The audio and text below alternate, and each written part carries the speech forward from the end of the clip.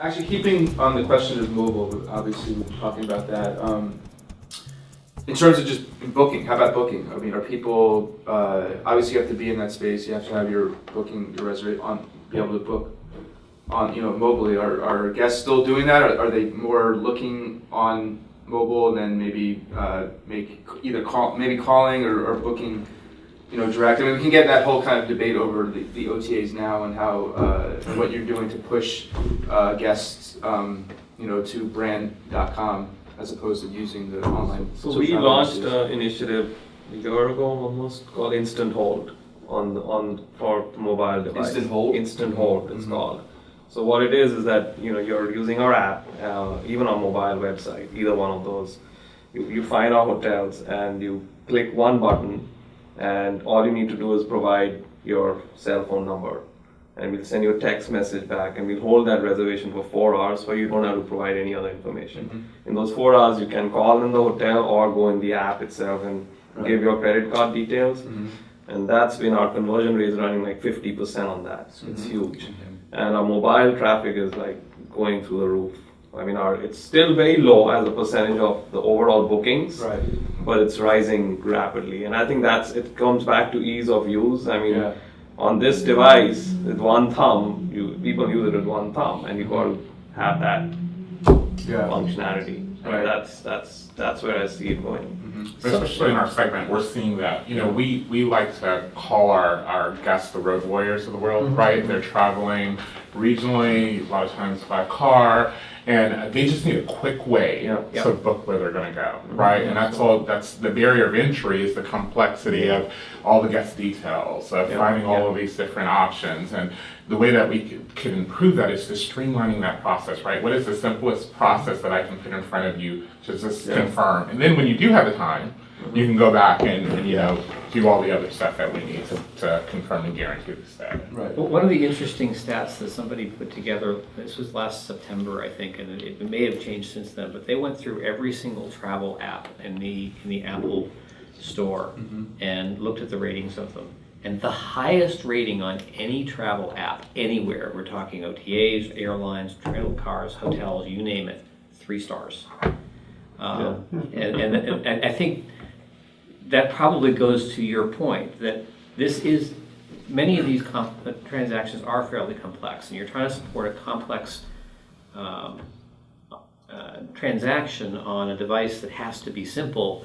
It breaks down. I think that's a great approach that you say hold and then call later, because then you've got the room. That's the important thing, and then you can deal with can you get me near the elevator or whatever the special requests are later. Yeah. Mm-hmm.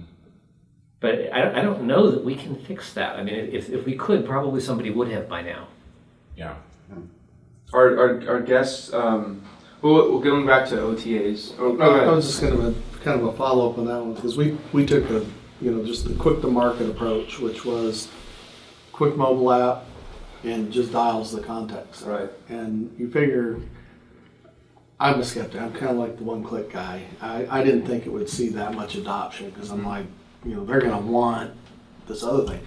They use the heck out of that thing. And it still kind of goes back to your point, Doug, which was they still like to call because they like to haggle a little bit, and they like to, through that dialogue with the contact center agent, they feel like they've got the best deal they can do. Right. And you lose that personal touch, but it's they're still looking for it, and they use the heck out of it. Yeah, sure. It's insane. Yeah. Just going back to OTAs, and many of your CEOs, to put it bluntly, they can't stand the OTAs. I know, Steve Joyce is he's been out there before and saying how much of a. We'll see him again. Yeah, swords they are on the industry. I mean, what are you do? Is there something you can do is it more about just awareness by customers that maybe if they go to brand.com, they're going to get the same best rate that they will if they go to a Travelocity? But I mean, with all these new players, Hotel Tonight, which is I think it's just an app, right? You can't even access it through it's just a mobile app. I mean, what are the things that you guys are trying to do to kind of push people to brand.com as opposed to these other kind of third parties? Consistent pricing. Yeah, that's it. That's difficult though, right? Well, if you hire a third-party organization that looks at all these prices, and you work out negotiations with those, I think that's the only way it's going to work. I mean, Right. That's through our contracts and with our franchisees. It's parity across the board. the other thing we found, which is kind of interesting, when we first introduced Marriott.com, we didn't have pictures of hotels, Right. just text. Yeah. As soon as you put pictures on, Yeah. everyone's using it because Sure. Yeah. they want to get the idea. That's the internet today, Right. right? You want to see what you're purchasing. Yeah, set the expectation. And that's the same problem actually, the consumer electronic stores face today. Mm-hmm. What do? You go into the store, you look at the TV, then you go online and buy it. Right. Yeah. And so it's a visual thing. I need to see what I'm buying. Yeah. And then you go to Amazon and buy it, right? But that Exactly. natural inclination of consumers to compare, especially ones that are looking for that are price-based in their search, they need some utility to look at prices across multiple brands in one convenient place. And I think to try to move away from that behavior would be impossible. But to Dick's point, creating the right kind of content that makes people want to, because they feel better about it, they see the right content, want to come to us. Like to three-dimensional Absolutely. views of the room and like you said, you didn't have that before, and that's I think where the OTAs came in. They saw something, they were able to do these types of things, and that's kind of maybe shifted people to those sites, and they almost become hotel, not hotel, brands in themselves. People are going there just like they would go to, Hilton.com or Choice.com. But it's like they're doing it. They're going to Travelocities. I think of it as another. But by the same token, and we've seen this too, is software developers always want to change things, right? Yeah.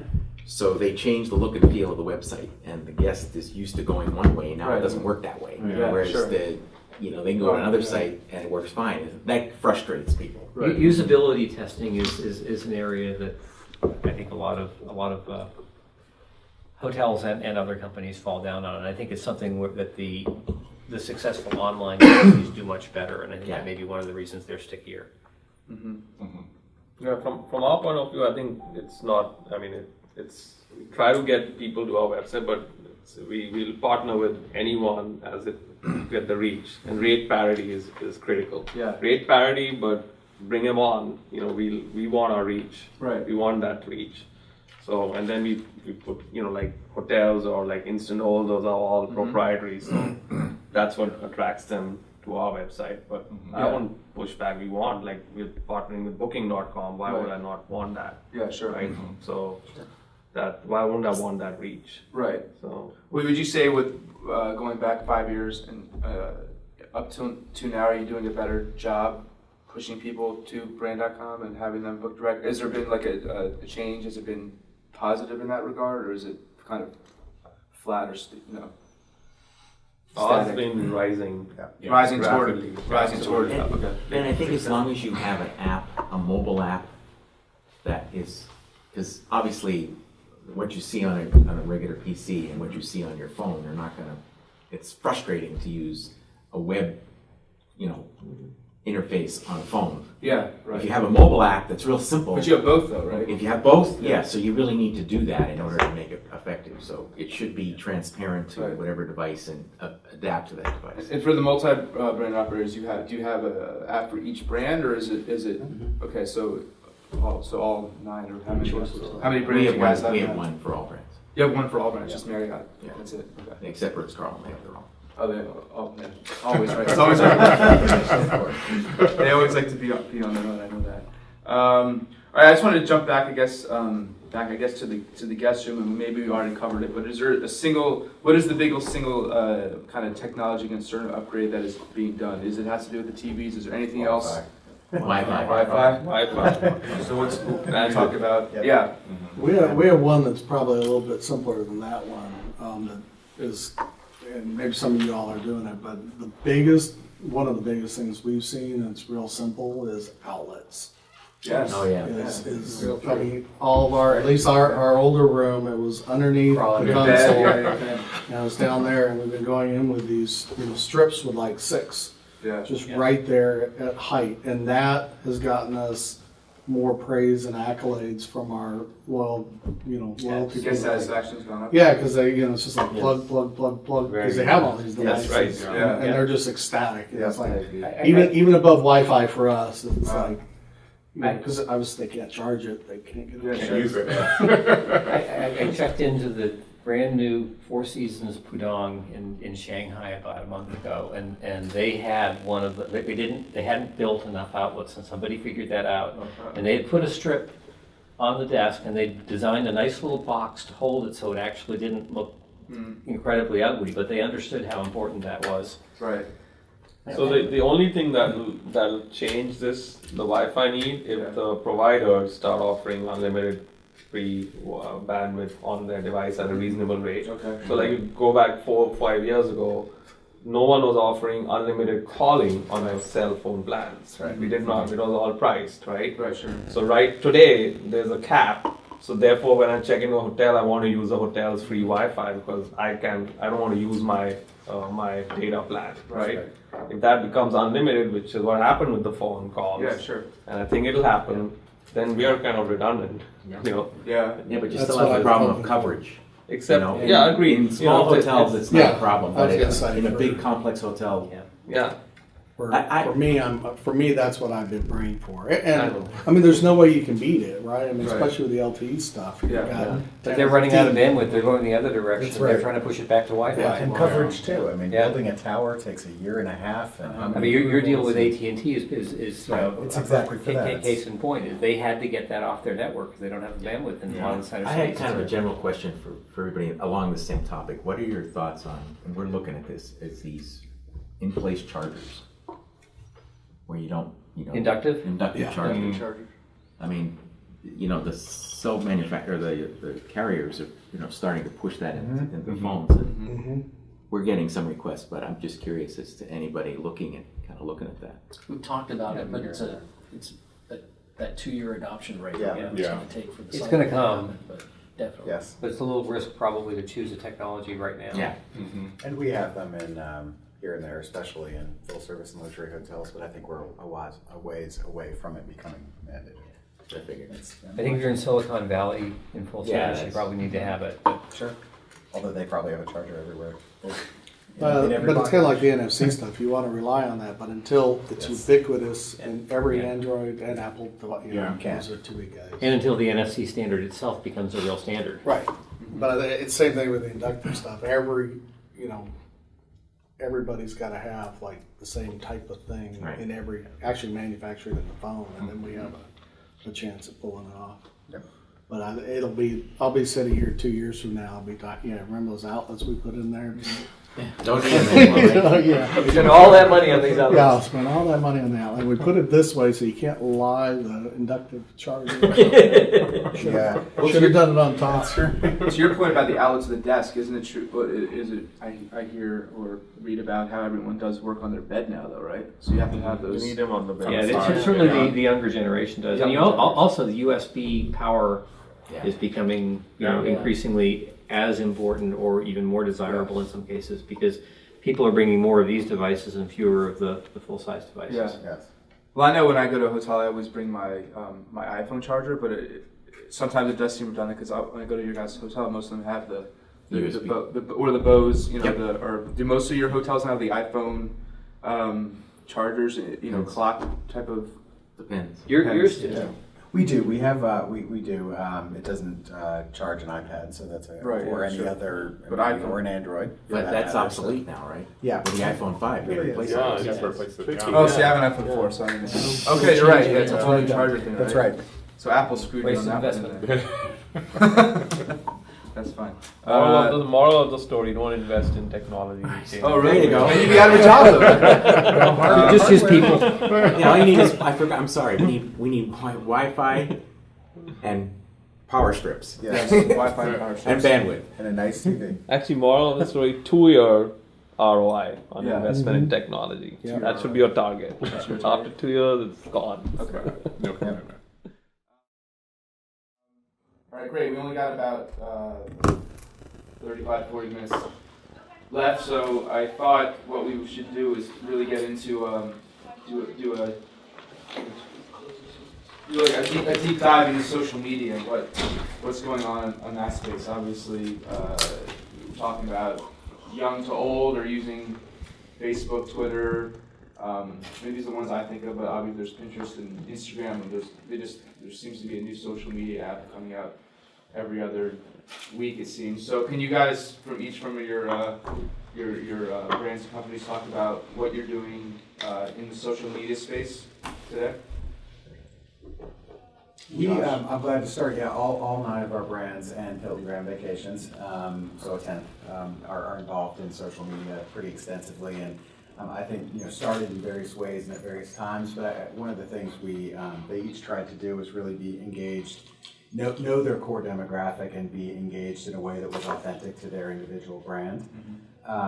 And so we saw more of it by definition in the Hampton Inn, Hilton Garden Inn, and Homewood Suites, and then we introduced a new brand, extended stay, called Home 2, which is directly targeted at a frequent business traveling but young and very price sensitive traveler who likes high design but doesn't need too much in the way of older style amenities and really wants to be connected and social spaces. And Home 2 was very, early on in terms of social media. I think obviously still very engaged, and we spend a lot of time in that domain. I guess the important thing that we've learned is kind of how to listen as well as to give our message, and to be, hearing what they want to say too, to provide avenues for when people express concerns or issues via those channels. Because if you don't listen to those and provide a path to resolution, then obviously you're going to lose your audience. Right.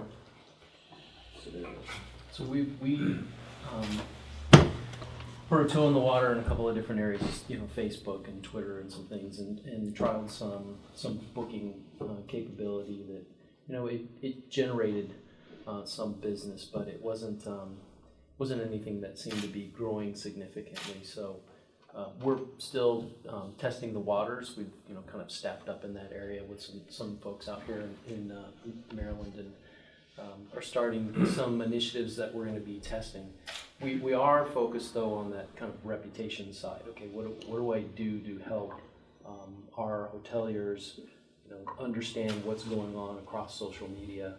So we're providing the technology around that to provide whether it's recommendations, good or bad, whatever information is out there on the social sites in one place, so they can respond to it.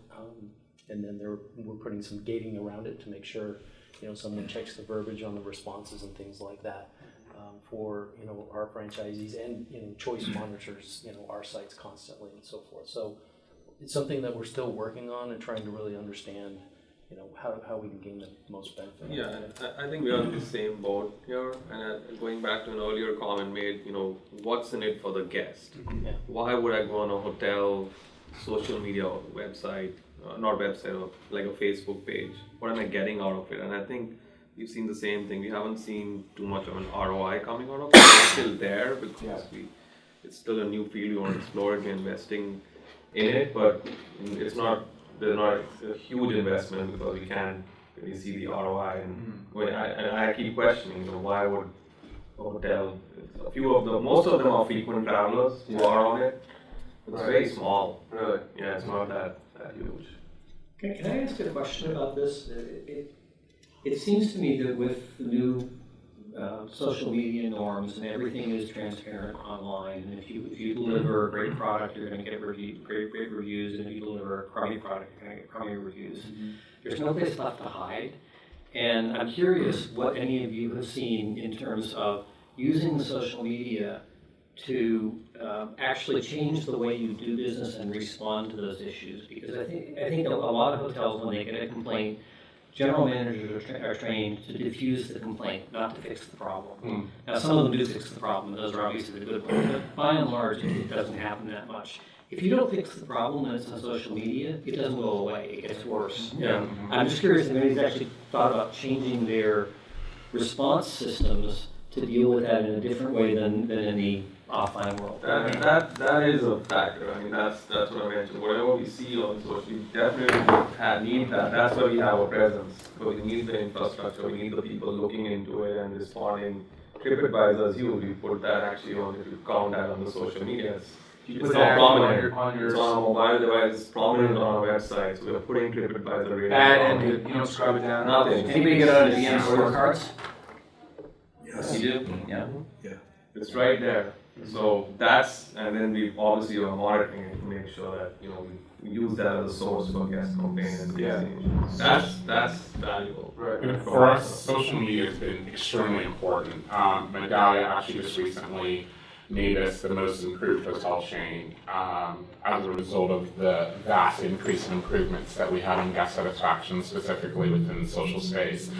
So we had made a very deliberate approach of embracing social networks and not fearing from them, especially, there's a fear that within our segment that, what you're going to hear is always going to be negative, which is not necessarily the case. And what we made a choice was to embrace that and tackle it head on and become very proactive in our communications with our guests and understand that it's just another entry point for guests to talk to us about our performance. And so as a result, we've started from the bottom up, empowering and equipping our front desk staff to be able to go out and look at these reviews and respond to them, and providing them templates and educating them on the social space. And it's made huge improvements in our properties. But then at the end of the day, it's how do we take note of those issues but then resolve them so that they're not repetitive. I just want an apology, you coming down. I want to know that you think you've done something so the next time I go there, it won't That happen. resolved, exactly. So isn't there something to that this whole idea of service recovery and such? That I read a lot about how you can actually get better guest satisfaction, or actually keep guests better if you actually do screw up, but then you fix it, as opposed to someone who has a good experience but it has no real interaction. But if you have someone who, I don't know, the ice machine was out and they put on Facebook that, this hotel doesn't have enough ice, but then you recover somehow, you can actually get that and actually pump up loyalty. Because I think the point of this, Yeah, but you really have to incent both, which is why, we have it both from a franchise perspective and from a GM perspective.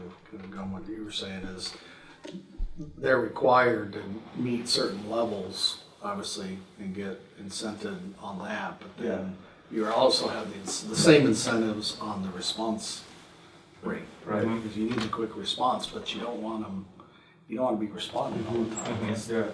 Those formalistic responses probably don't do too much good. Right. It's a genuine response. absolutely. If you can't give a genuine response, you're maybe better off not Not doing doing it at all. it. We totally agree. We saw the same thing. And, to that same point, we feel that there is definitely a need to set some standards and some requirements for properties so they can meet, right, response rates and monitoring.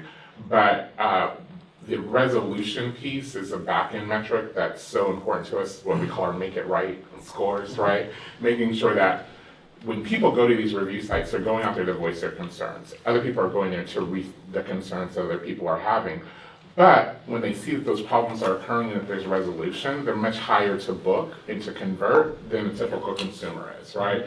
And so we see that as a great opportunity. Let's voice how good we're doing at resolving those issues at the properties. Even if it takes you 6 months to resolve it, if you go back at that point, the person who posted that gets that comment, typically in an email on most of these sites, that, wow, they really did listen to me. I mean, I think that can have a lot of power. I think there's also a believability factor. I mean, a lot of this social, if it's all good, you just don't believe it. I agree. So, the fact that you do have a little reality injected in there, and you do see true GM. I mean, it has to be true, heartfelt response, for lack of a better term. And specific. Yes. Specific. We actually created a team that are spread out all over the place, but report centrally that supports hotels in social media. So we are finding that doing it entirely locally, there's a lot of local involvement, obviously, but doing it entirely at the hotel level, A, wasn't as efficient, but B, we didn't always have the expertise at the hotel level to, especially with smaller hotels, to be able to do it.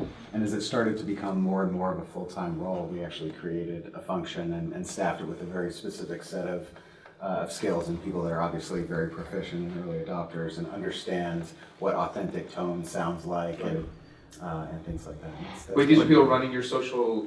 Yeah. Okay, so you don't just let anyone at? So we have hotel involvement, and especially the larger hotels definitely have on-site people that Okay. do direct engagement, but Right. they're supported by a centralized team to help them. So you actually have a centralized team We do. in Tyson's? We do. That's No, running- so they're spread out in a lot of locations, Okay. but they report centrally. I see. All right. So, One thing that we had looked at, I participate in something called the ETF, which is Emerging Technology Forum from AT&T.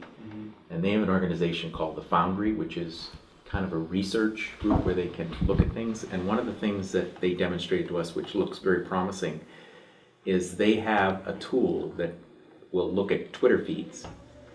And you can pick a subject, and they'll scan all the feeds and come up with information on that particular subject. The way they got into this was kind of interesting. They were interested in looking at outages from their competitors. So in other words, if they had a storm someplace, they wanted to see, Yeah. what were people saying about it. Right. But when we saw this demonstrated, I said, let's key on Marriott, and they started pulling these things up, and the way it works is it actually will create a box of all the information that's consistent about that particular, and one of them happened to be the Moscone. And so I started looking at what was going on at Moscone, and you could actually see complaints about the elevators or something. So we're kind of interested in looking at that technology. I mean, it's not a product from AT&T, it's just something they're looking at. But there's an example of how you can take something that's just coming at you, millions and millions of messages, and you can actually digest that information and you would never see it, it would just fly right by. But Yeah, sure. I mean, so you obviously track online discussions, and you can take, whether it's something in a room at the shower pressure at the Yeah. Marriott in Oshkosh. But otherwise, you would never know. But if Right. you have to tweet that, I mean, let's also there's so much out there that Well, there's some perhaps insane people out there. Yeah, Sure. and the question is how many or what percentage of your guests are on it? Well, I know it's yeah. growing. I think in this case, yeah. what I discovered when we were testing this is you may get one crazy guy, but then when you start to see the same thing with multiple Right. people, Yeah. then it's a real problem. Absolutely. Yeah. Even if it's only 2% of your customers, the other 98 may be experiencing the same thing. Right. Yeah. And I know how it is a lot of times. If something really infuriates you, you're gonna call. But if something is like, I don't have time to deal with this. This Yeah. doesn't work. I gotta go to a meeting. Right. So, but then when you have time in the cab, you start saying, "Boy, hot water in this hotel." Well, really particularly, sucks." I mean, Twitter, and this is not even in your industry, but I was traveling on Amtrak from New York to DC, and they had last week all sorts of power outages, and you just get, and I was just on Twitter looking, hashtag Amtrak or whatever, and it was just people saying, hey, throwing not obscenities, but like I can't believe this happened. You guys are the worst thing ever. Yeah. I mean, do you guys get a lot? I mean, you probably get. In that case, it's like it's nice to see that people are engaged with your brand, but it's almost like this might not be helping so much. But it's tough. But it's transparent though, like you were saying. It's You can't hide. you can't hide. Right? I'd much rather see it than not.